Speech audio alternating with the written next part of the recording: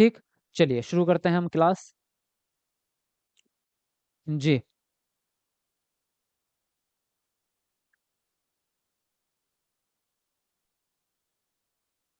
तो आपके सामने आज का पहला प्रश्न आ चुका है और प्रश्न है आपका, सृजनात्मकता को खाली स्थान की अवधि की अवधारणा से संबंधित माना जाता है। तो खाली स्थान में क्या आएगा ये आपको बताना है। पहला ऑप्शन है रवादार बौद्धिकता, दूसरा है अभिसरित सोच, तीसरा है विविध सोच और चौथा ऑप्शन है द्रव बौद्धिकता।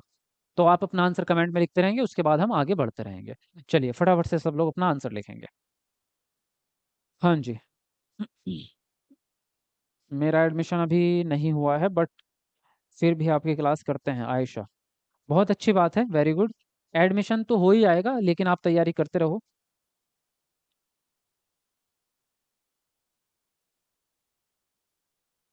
जी, तो देखो यहाँ पे क्या पूछा है, सृजनात्मकता को किससे जोड़ सकते हैं आप। सृजनात्मकता रवादार बौद्धिकता नहीं। फ्लुएंसी की बात करें, अभिसरित अभिसरित सोच होती है आपकी, केवल एक तरीके पर अटक जाती है। विविध सोच, विविध मतलब आप अनेक तरीकों से सोच पाते हैं। सृजनात्मकता का मतलब ही यही होता है, अपसारी चिंतन जिसको हम कहते हैं, कि आप एक से ज्यादा तरीकों से किसी भी समस्या को सॉल्व कर सके या एक से ज्यादा तरीकों से सोच सकें। मौलिक विचार इसमें होते हैं, आपके नए नए आइडियाज दिमाग में उत्पन्न होते हैं। तो विविध सोच को आप किससे रिलेट कर सकते हैं, सृजनात्मकता से रिलेट कर सकते हैं। थर्ड ऑप्शन राइट होगा। अगला प्रश्न है, किसी भाषा के स्वीकृत ध्वनि संयोजनों को इसके नियमों के अंतर्गत बताया जाता है। पहला है व्याकरणिक, दूसरा वाक्यात्मक, तीसरा है विभक्ति विषयक और डी है आपका ध्वनि संबंधी। तो बताएंगे यहाँ पर कौन सा ऑप्शन सही होगा आपका। चलो लिखो अपना आंसर। हाँ जी।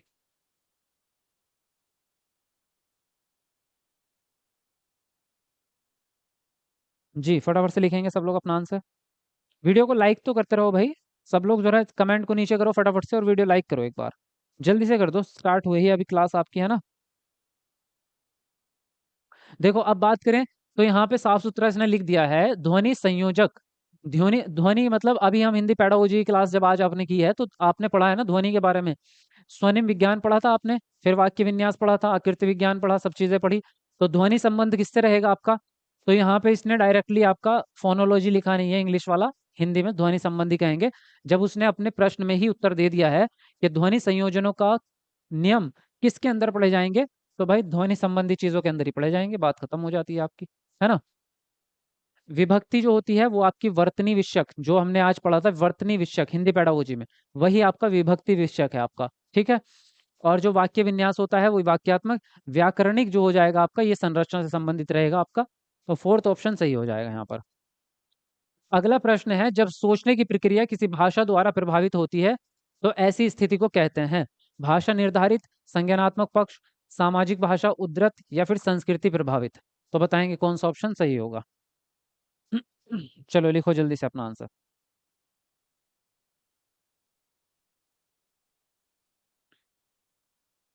जी, इंग्लिश में भी क्वेश्चन सॉल्व कीजिए। इंग्लिश वाला आज टाइप नहीं हुआ भाई, ये आपका पुराना वाला क्वेश्चन पेपर है, तो इंग्लिश का था ही नहीं। इसलिए सिर्फ हिंदी का ही है आज, तो आज हिंदी में ही काम चलाओ। हाँ, टीचर डे हो चुका है, आप आज आपका सुबह से टीचर्स डे ही हो रहा है हर क्लास में। तो सभी को हैप्पी टीचर्स डे एक बार और सभी को टीचर शिक्षक दिवस की हार्दिक शुभकामनाएं। ठीक है। चलिए अब बात करें, तो जब सोचने की प्रक्रिया भाषा द्वारा निर्धारित होगी, भाषा द्वारा प्रभावित होगी, तो उसको भाषा निर्धारित ही कहा जाएगा। संज्ञानात्मक पक्ष तो कहेंगे नहीं उसको, है ना। सामाजिक भी नहीं हो रहा उसमें, सामाजिक प्रभाव और संस्कृति का प्रभाव भी नहीं हो रहा। तो यहाँ पर भाषा निर्धारित ही हो जाएगा, पहला ऑप्शन सही हो जाएगा। अगला प्रश्न है, अपने अनुभवों और सुझावों के आधार पर उपकरणों में खराबी के कारण की परिकल्पना का परीक्षण कर रवि उपकरण की मरम्मत कर रहा है, तो वह किस चीज का उपयोग करता है। कलन विधि का, मानसिक दृढ़ता का, अनुमानी विधि का, अंतर्दृष्टि का। अब पता चलेगा, थोड़ा सा लेवल बढ़ेगा। अभी तक तो आसान प्रश्न आ रहे थे, जो धड़ाधड़ आंसर कर रहे थे। चलो अब बताओ, अब देखेंगे थोड़ा सा लेवल बढ़ेगा। जी लिखो फटाफट से अपना आंसर। बहुत बढ़िया, चलो। हाँ, तो देखो यहाँ पे बात कर रहे हैं आपके, कि जब इसमें अपने अनुभव और सुझाव के आधार पे, अपने जो आपके एक्सपीरियंस है, जो आपकी खुद की अकल है, जो आपकी समझ है, उसके आधार पे आप क्या कर रहे हैं, उपकरणों में खराबी का कारण आप पता लगा रहे हैं और कारण की परिकल्पना का परीक्षण करा पहले।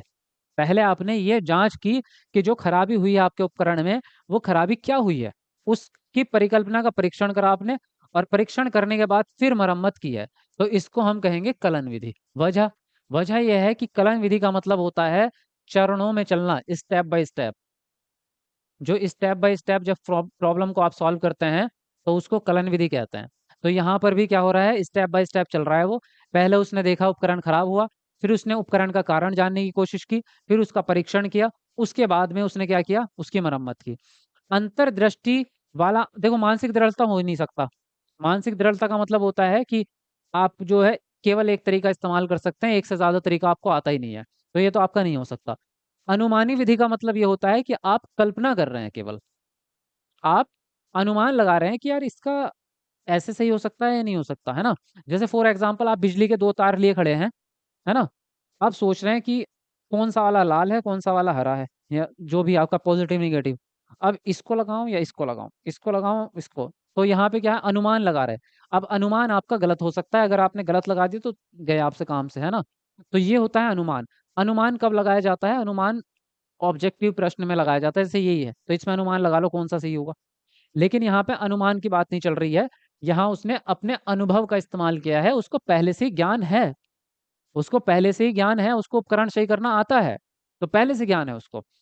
अंतर्दृष्टि भी नहीं है। अंतर्दृष्टि भी अनुमान को ही कहते हैं। अंतर्दृष्टि का मतलब होता है सूझ, यानी आइडिया।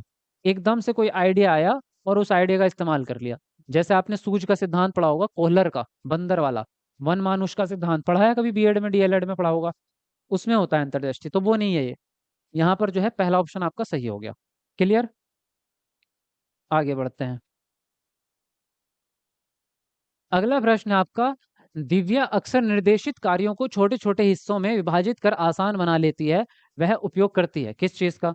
द्वितीयक विस्तारण विधि का, दूसरा है उपलक्ष्य विश्लेषण विधि का, तीसरा है क्रियात्मक जड़ता नियामक विधि का, और डी है आपका करने की विधि का।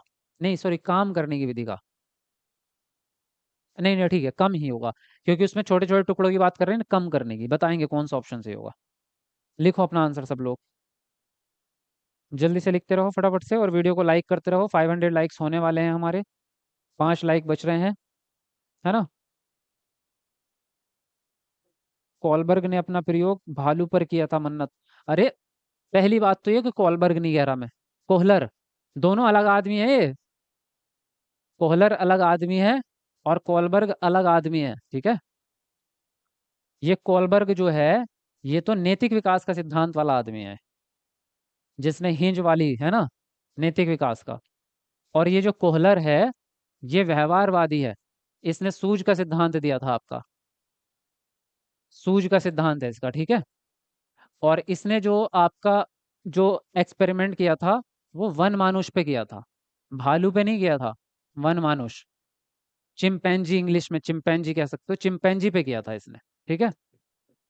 भालू वगैरह किसी लोकल किताब में जब छपता है तो वो भालू बंदर कभी कुछ भी छाप देते हैं, लेकिन एक्चुअल में वन मानुष इसका सही आंसर होता है, ठीक है। बात समझ में आ गई।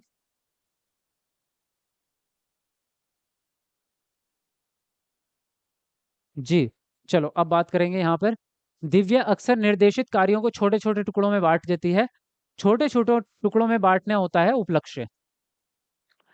एक बड़ा लक्ष्य होता है, और लक्ष्य एक टॉपिक होता है बड़ा, जब उसको छोटे टुकड़ों में बांटते हैं तो क्या कहते हैं, सब टॉपिक, है ना। एक सब्जेक्ट होता है, सब सब टॉपिक होते हैं उसके। तो लक्ष्यों को जब छोटे छोटे टुकड़ों में बांटा जाता है उसको उपलक्ष्य कह देते हैं, उपलक्ष्य विश्लेषण, ठीक है।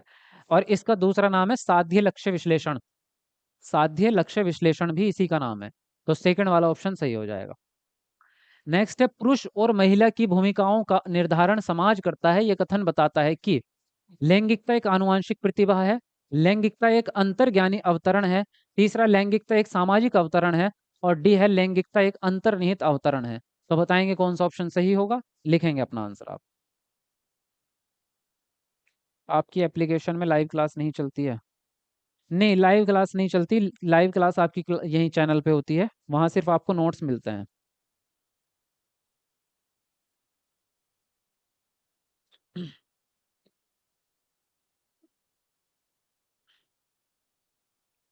हाँ जी।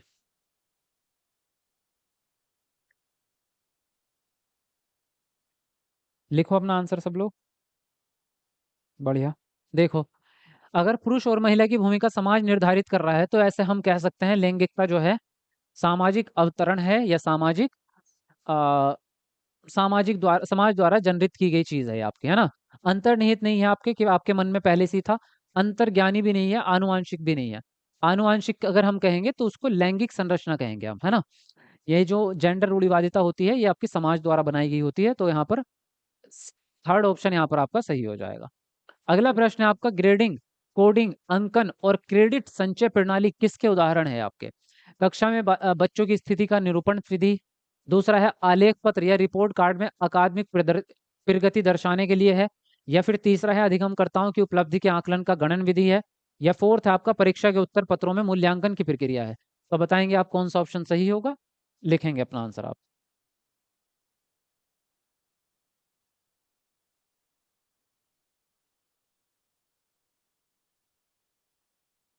जी फटाफट लिखो अपना आंसर।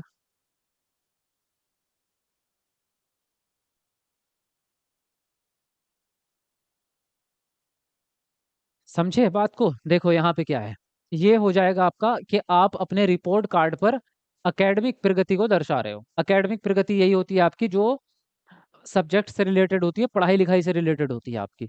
तो उसमें उसी को आप करते हैं कि ग्रेड देते हैं बच्चों को कि बी ग्रेड लाया बच्चा, बी प्लस लाया है, ए प्लस लाया है या सी ग्रेड लाया है, तो वो ग्रेड आप उसके लिए देते हैं। कोडिंग भी, अंकन, सब चीजें।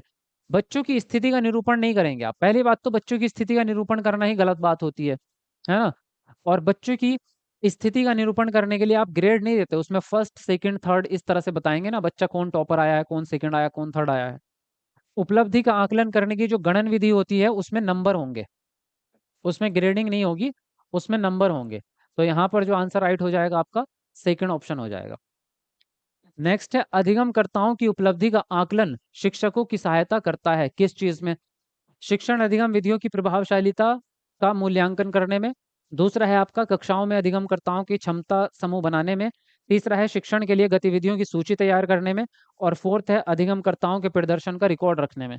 तो बताओ यहाँ पर कौन सा ऑप्शन सही होगा आपका, लिखो जल्दी से अपना आंसर। वेरी डिफिकल्ट क्वेश्चन है, अच्छा। सही है फिर तो, रोज कहते हो ना कि हार्ड क्वेश्चंस लाओ, तो आ गए हार्ड, देख लो फिर मजा आएगा अब।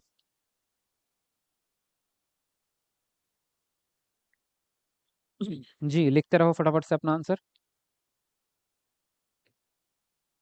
हम्म। देखो, अधिगमकर्ताओं की उपलब्धि का आकलन शिक्षकों की किस चीज में सहायता करेगा। शिक्षण अधिगम विधियों की प्रभावशीलता का मूल्यांकन करने में। पहला ऑप्शन भी आपका ठीक है, अब बाकी नीचे के देखते हैं। कक्षाओं में अधिगमकर्ताओं की क्षमता समूह, समूह बनाना आपका भेदभाव होता है, समूह बनाना गलत हो जाता है आपका, है ना। समूह मतलब वो क्षमता के हिसाब से बना रहे हैं कि ये इंटेलिजेंट बच्चे हैं, ये एवरेज बच्चे, ये बुद्धू बच्चे, वो गलत होता है। गतिविधियों की सूची तैयार करने में शिक्षण के लिए, अच्छा, ये भी पॉजिटिव है। शिक्षकों की किस तरह से सहायता करेगा, शिक्षक के लिए गतिविधियों की सूची तैयार करने में। अधिगमकर्ताओं के प्रदर्शन का रिकॉर्ड, ये तो गलत ही हो जाएगा। शिक्षण अधिगम विधियों की प्रभावशीलता का मूल्यांकन करने में। बच्चे की, अरे एक मिनट रुकना, उपलब्धि का मूल्यांकन पूछा है ना इसने, मुझे लगा आकलन सिंपल वाला पूछा है, ये तो पूरा प्रश्न ही गलत हो गया हमारा। पूरा प्रश्न गलत हो गया भाई, क्योंकि इसने जो सवाल पूछा है वो पूछा है उपलब्धि का मूल्यांकन। और उपलब्धि का जो मूल्यांकन होता है वो योगात्मक वाला होता है। उपलब्धि का मतलब जो लास्ट में होता है, सबसे लास्ट में, अंत में। तो उपलब्धि का जो मूल्यांकन होगा वो होगा अधिगमकर्ताओं के प्रदर्शन का रिकॉर्ड। एक मिनट ना, अधिगमकर्ताओं के समूह बनाने में, शिक्षण की गतिविधियां तैयार करने में, प्रदर्शन का रिकॉर्ड बनाने में, ठीक है हाँ। फोर्थ वाला आंसर आपका राइट जाएगा कि बच्चे ने पूरे साल भर क्या प्रदर्शन किया है, पूरे साल भर का जो सीखा हुआ है उसकी परफॉर्मेंस लास्ट में जो बनती है उसका रिकॉर्ड बनाते हैं आप, उसका मार्कशीट तैयार करते हैं लास्ट में, फाइनल में। तो ये हो जाएगा आपका, ठीक है। बाकी ये वाला तो रचनात्मक में है, ये भी रचनात्मक में है। ये आपका तो गलत ही है हमेशा के लिए, ये तो भेदभाव है एक तरह से, तो ये तो आपका किसी भी एंगल से सही नहीं हो सकता। आकलन, उपलब्धि का आकलन योगात्मक के हिसाब से फोर्थ ऑप्शन आपका राइट हो जाएगा। क्लियर। चलिए अगला प्रश्न है आपका, समावेशी शिक्षा किस सिद्धांत पर आधारित है। समता एवं समान अवसर। दूसरा है सामाजिक अस्तित्व एवं वैश्वीकरण। तीसरा विश्व बंधुता। और डी है आपका सामाजिक संतुलन। तो बताएंगे कौन सा ऑप्शन सही होगा। लिखो अपना आंसर।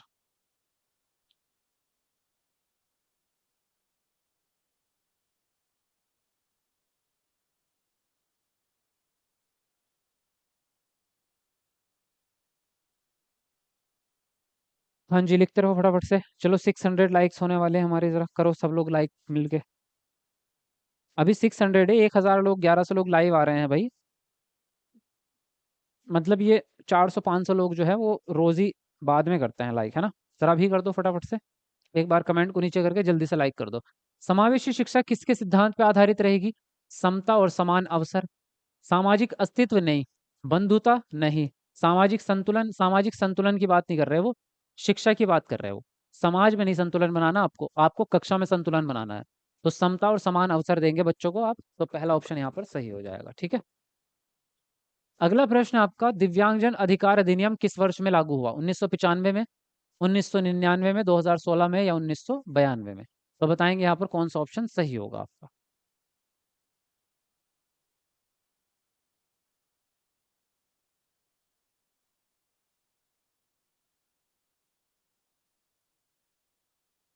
जी फटाफट से लिखेंगे अपना आंसर आप।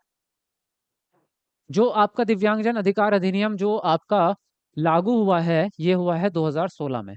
और इसको कहते हैं RPWD एक्ट, ठीक है। इसकी फुल फॉर्म होती है right to person with disability act. लो लिख ही देता हूं मैं, इसको नोट कर लेना।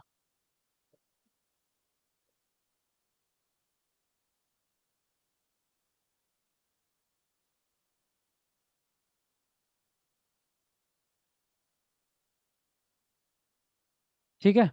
ये एक्ट आपका 2016 में आया था, और इसके अंदर जो है दिव्यांगजनों के अधिकारों के बारे में बात की गई है सारी, ठीक है। अगला प्रश्न है आपका, व्यक्तिगत विविधताओं वाले बच्चों को पढ़ाने के लिए ऐसे विद्यालय होने चाहिए जहां शिक्षक, पहला ऑप्शन है विविध अधिगम आवश्यकताओं के अनुसार विभिन्न शिक्षण अधिगम प्रविधियों का प्रयोग करने में प्रशिक्षित हों। दूसरा है विशिष्ट व्यक्तिगत विविधताओं वाले बच्चों को पढ़ाने के लिए प्रशिक्षित हों। और तीसरा है बच्चों को समरूप अधिगम कर्ता बनाने में प्रशिक्षित हों। और डी है आपका व्यक्तिगत विविधताओं के आधार पर वर्गीकृत की गई कक्षाओं के विभिन्न वर्गों में पढ़ा सकें। तो बताएंगे आप कौन सा ऑप्शन सही होगा आपका। चलिए अपना आंसर लिखेंगे आप।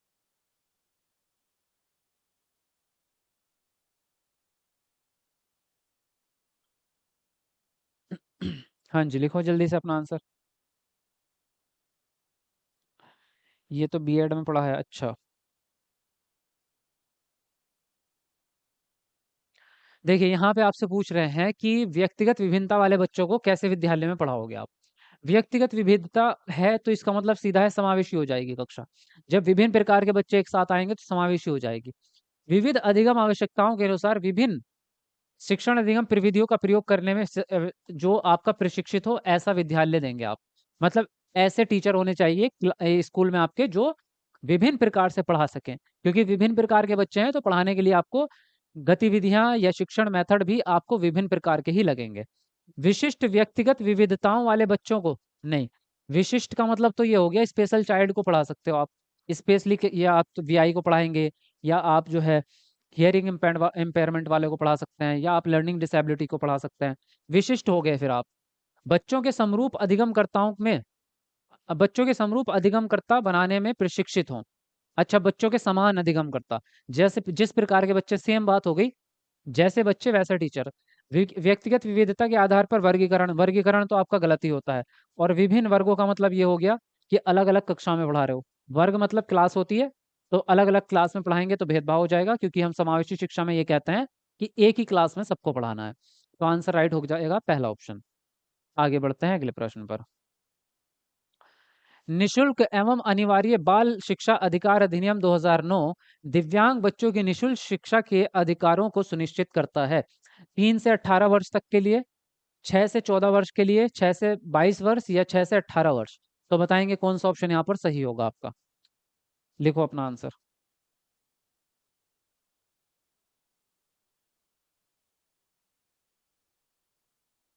जी फटाफट से लिखते रहेंगे अपना आंसर आप।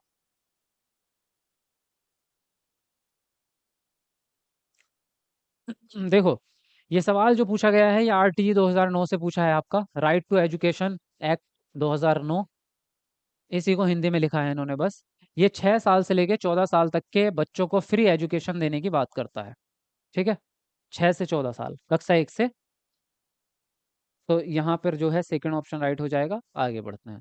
विविध अधिगमकर्ताओं के लिए सुगम्य स्वरूपों में शिक्षण अधिगम सामग्रियां प्रदान करने का तात्पर्य किससे है? पहला है शिक्षण व्यावसायिकता की सार्वभौमिकता संहिता। दूसरा है शिक्षण के सार्वभौमिक मानवतावादी दृष्टिकोण। तीसरा है अधिगम की सार्वभौमिक संरचना। और फोर्थ है सार्वभौमिक समावेशी शिक्षा के नैतिक विचार। तो बताओ कौन सा ऑप्शन सही होगा? लिखो अपना आंसर।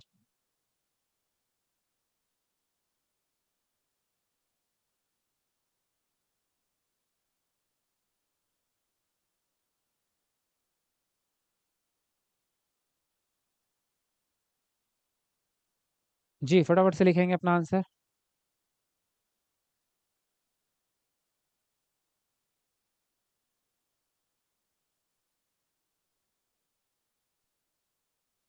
हाँ जी। देखो तो यहाँ पे पूछा आपका कि विविध अधिगमकर्ताओं के लिए सुगम्य स्वरूपों में शिक्षण अधिगम कराना है। जब बच्चे विभिन्न विभिन्न प्रकार के हो गए, यहाँ पे पहले ही पता चल गया। तो आपको समझ जाना चाहिए कि आपको किस तरह का माहौल चाहिए। समावेशी शिक्षा चाहिए आपको। जब यहाँ पे लिख दिया उसने विविध अधिगमकर्ता हैं आपके, है ना। शिक्षण व्यावसायिकता, व्यावसायिक हो गया प्रोफेशनल एजुकेशन। तो प्रोफेशनल एजुकेशन वोकेशनल वाली नहीं देते हम बच्चों को। छोटे बच्चों को तो नहीं देते, हाई स्कूल के बाद जाती है प्रोफेशनल वाली एजुकेशन। सार्वभौमिक मानवतावादी दृष्टिकोण, यहाँ बात मानवतावादी की नहीं कर रहे हैं हम। यहाँ बच्चों के जो स्तर हैं, बच्चे की जो विशेषता है उसकी बात कर रहे हैं। अधिगम की सार्वभौमिक संरचना नहीं। सार्वभौमिक संरचना से ज्यादा सार्वभौमिक समावेशी शिक्षा का विचार होना चाहिए। ठीक है, तो यहाँ पर जो है आपका फोर्थ ऑप्शन सही हो जाएगा। आगे बढ़ते हैं अगले प्रश्न पर। स्व जागरूकता और संज्ञानात्मक क्षमताओं का नियंत्रण, जैसे योजना बनाना, समीक्षा करना और संशोधन करना इत्यादि, किसके अंतर्निहित आएगा? संज्ञान बोधन, संज्ञान, समायोजन, केंद्रीकरण। तो बताएंगे किसके अंदर आएगा आप? लिखो जल्दी से अपना आंसर। हाँ जी।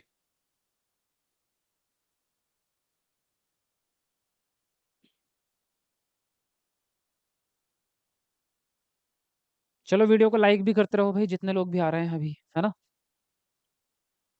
1,000 लाइक पूरे करो जल्दी जल्दी फटाफट से। दो आंसर दो।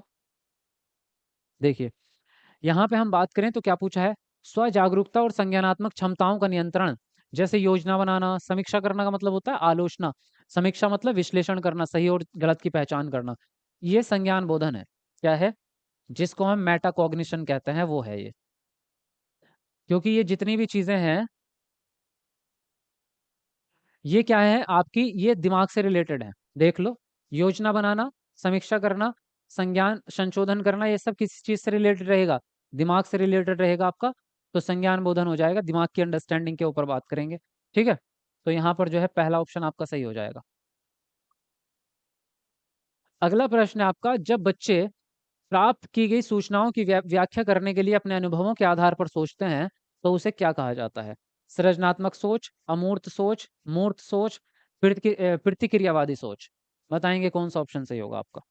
लिखो अपना आंसर। 12 नंबर गलत है, कौन कह रहा है ये? क्या हुआ 12 नंबर में भाई? RT वाला था ना 12 नंबर का। क्या गलत है बताओ? 6 से 14 नहीं है? कुछ और कहना चाहते हो? 6 से 14 ही है, गूगल पे चेक कर लो। अभी हाथ में फोन है आपके।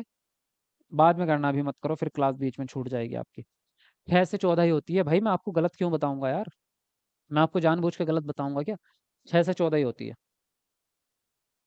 देखो इसमें अगर बात करें, जब बच्चे प्राप्त की गई सूचनाओं की व्याख्या करने के लिए अपने अनुभवों के आधार पर सोचते हैं, तो उसको सृजनात्मक सोच कहा जाएगा आपका। ठीक है। अमूर्त सोच या मूर्त सोच ये अलग चीज है, कॉन्सेप्ट। इसमें जरूरी नहीं अपने अनुभव के हिसाब से ही सोचे। सृजनात्मक सोच का मतलब यह है क्रिएटिविटी आएगी आपकी। ठीक है, तो पहला ऑप्शन ही सही होगा आपका। नेक्स्ट है, अधिगमकर्ताओं को व्यक्तिगत क्षमता के आधार पर उनकी कठिनाइयों के विभिन्न स्तरों को ध्यान में रखते हुए पढ़ाने की विधि को क्या कहा जाता है? चयनित अनुदेशन, सटीक शिक्षण, त्रुटिहीन अनुदेशन या विभेदी अनुदेशन। तो बताएंगे कौन सा ऑप्शन सही होगा आपका? लिखो अपना आंसर।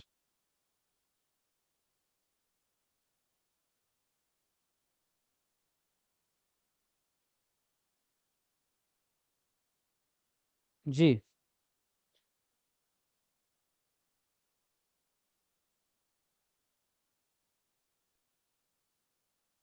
सही है सर, 6 से 14 ही है, कई बार पढ़ी हूँ शिवानी। हाँ तो सही है, वो ही सही है, इनको कंफ्यूजन हो रहा होगा जो भी बोल रहे थे।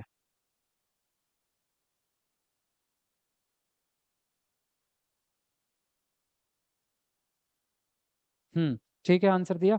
देखो, इसमें इसमें एक हिंट छुपा हुआ है। अधिगमकर्ताओं को व्यक्तिगत विभिन्नता के आधार पे, व्यक्तिगत क्षमता के आधार पे का मतलब सीधा यही है, व्यक्तिगत विभिन्नता की बात चल रही है। और जब विभिन्न तरह के हैं आपके और कठिनाइयों का विभिन्न स्तर दे रहे हैं आप, तो ये क्या कहलाएगा आपका? विभेदी अनुदेशन कहलाएगा। विभेदी का मतलब होता है डिफरेंट डिफरेंट, डिफरेंशिएटेड, ठीक है, इसका मतलब हो जाएगा डिफरेंशिएटेड।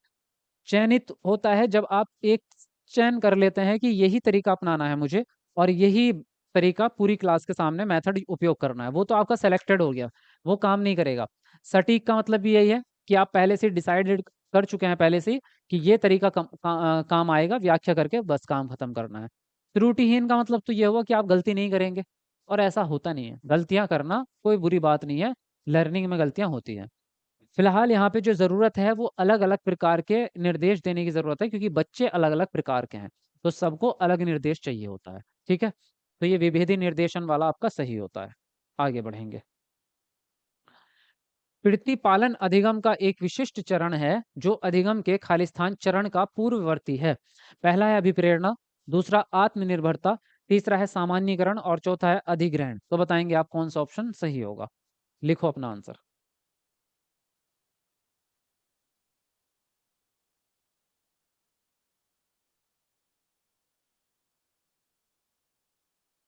लिखो जल्दी से, फटाफट से।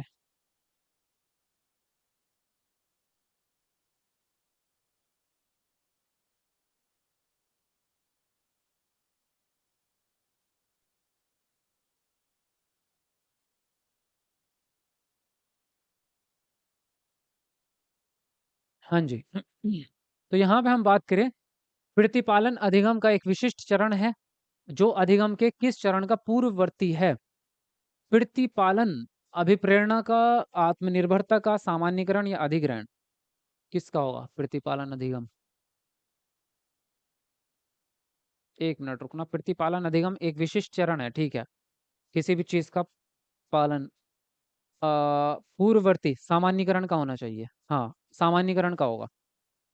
क्योंकि सामान्यीकरण जो होता है वो एक चीज का, जो चीज आप सीख चुके हैं, अटेंशन, प्रतिपालन का मतलब अटेंशन हो सकता है यहाँ पर, उसका जो आप सीख रहे हैं प्रतिपालन अधिगम, ये आपका लर्निंग हो गई। लर्निंग के बाद जो चरण आएगा वो ये होता है कि उस सीखी हुई चीज का दूसरी जगह इस्तेमाल करना, और दूसरी जगह इस्तेमाल करने को सामान्यीकरण कहेंगे। तो यहाँ पर तीसरा ऑप्शन ही जाएगा आपका, थर्ड ऑप्शन।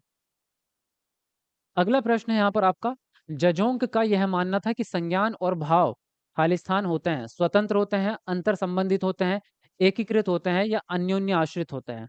तो बताओ यहाँ पर कौन सा ऑप्शन सही होगा? लिखो अपना आंसर।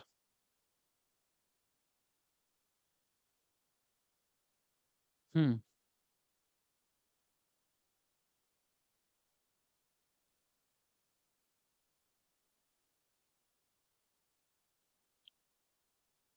हाँ जी, सामान्य बच्चों का 6 से 14 है, डिसेबिलिटीज बच्चों का 6 से 18 है। अच्छा, हाँ बात तो सही है आपकी, लेकिन अच्छा चलो देखते हैं, उसमें विकलांगता पूछा मेरे ख्याल से, अभी देखते हैं, हो सकता है कंफ्यूजन हो।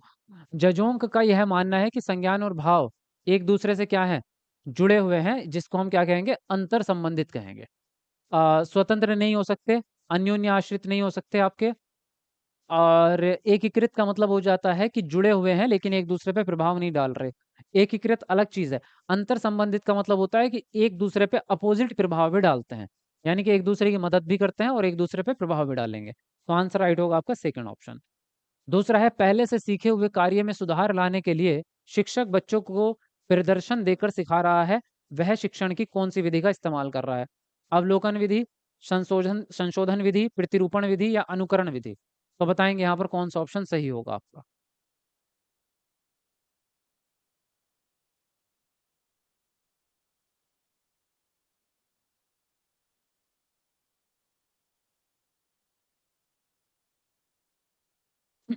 हाँ जी। देखिए, तो बात कर रहे हैं यहाँ पर पहले से सीखे हुए काम में सुधार लाना है, और सुधार लाना है तो संशोधन होगा आपका, है ना? तो आंसर राइट हो जाएगा आपका सेकंड ऑप्शन। दूसरा है आपका, मेनन और जेनिस के अनुसार निर्णय निर्णय लेने वाले बच्चे समस्या का विश्लेषण करते हैं, विकल्पों की सूची बनाते हैं और इसके बाद इसके फायदे और नुकसान के प्रत्येक पहलू पर विचार करते हैं। तो उसका व्यवहार प्रस्तुत करता है क्या? सतर्क, या फिर आपका निवर्तमान, या फिर आपका निरंकुश, या चौकस? तो बताएंगे किस प्रकार का व्यवहार है भाई ये? बताएंगे आप?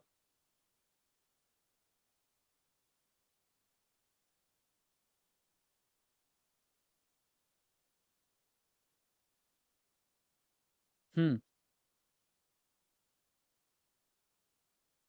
देखिए, यहाँ पे हम बात करें तो यहाँ पे सतर्क रहेगा, अटेंशन वाली बात है ये। क्योंकि यहाँ पे जो निर्णय लेने के बाद बच्चे समस्या का विश्लेषण करेंगे, सूची बनाएंगे, फिर आपका जो है फायदे नुकसान के प्रत्येक पहलू पर विचार करेंगे, तो बिना अटेंशन के नहीं हो सकता, बिना सतर्क हुए नहीं हो सकता। पहले ही ऑप्शन आपका यहाँ पर राइट हो जाएगा, ठीक है। अच्छा, आपका 12वां प्रश्न देख लेते हैं। अधिनियम 2009 में दिव्यांग बच्चों की निःशुल्क शिक्षा के बारे में। अच्छा, दिव्यांग बच्चों की तो 6 से 18 ही है, सही कहा आपने। चलिए भाई, माई मिस्टेक, इसका फोर्थ ऑप्शन ही राइट जाएगा। 6 से 18। सामान्य बच्चों के लिए 6 से 14 है। दिव्यांग पूछा था इसने, तो ठीक है, आपका दिव्यांग के लिए आपका 6 से 18 ही है। ठीक है, आपका फोर्थ ऑप्शन जाएगा। और आज की क्लास